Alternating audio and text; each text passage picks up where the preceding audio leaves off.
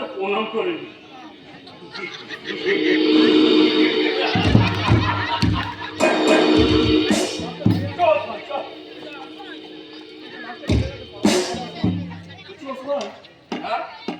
রাস্তাটা তো এইভাবে ফেরাতে পারানো যায় না বলছিলাম।